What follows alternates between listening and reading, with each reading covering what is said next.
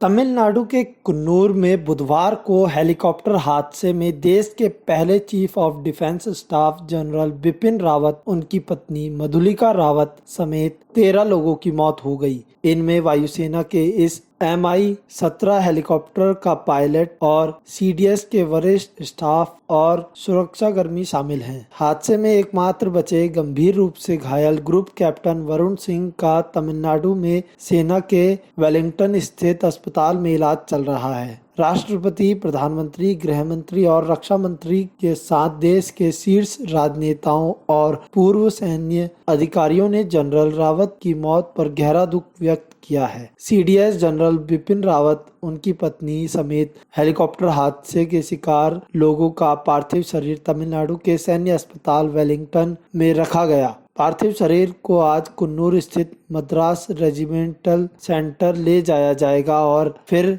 नई दिल्ली ले जाया जाएगा। CDS जनरल बिपिन रावत और उनकी पत्नी का अंतिम संस्कार शुक्रवार को दिल्ली छावनी में किया जाएगा। जनरल रावत की मौत भारतीय सैन्य बलों के लिए बड़ा झटका है, क्योंकि वो सैन्य बलों के बीच अपने साहसी और मुखर रुख के कारण लोकप्रिय थे। साथ ही चीन और पाकिस्तान की सैन्य चुनौतियों का आक्रामक तरीके से जवाब देने की रणनीति के प्रखर हिमायती माने जाते थे। प्रधानमंत्री नरेंद्र मोदी ने जनरल बिपिन रावत को श्रद्धांजलि देते हुए कहा कि जनरल बिपिन रावत एक उत्कृष्ट सैनिक और सच्चे देशभक्त थे। उन्होंने हमारे सशस्त्र बलों और सुरक्षा प्रणाली के आधुनिकीकरण में महत्वपूर्ण योगदान दिया। रणनीतिक मामलों में उनकी समझ और दृष्टिकोण असाधारण था। भारत के पहले CDS के तौर पर उन्होंने रक्षा सुधारों समेत हमारे सशस्त्र बलों से जुड़े विभिन्न पहलुओं पर काम किया। उनके पास सेना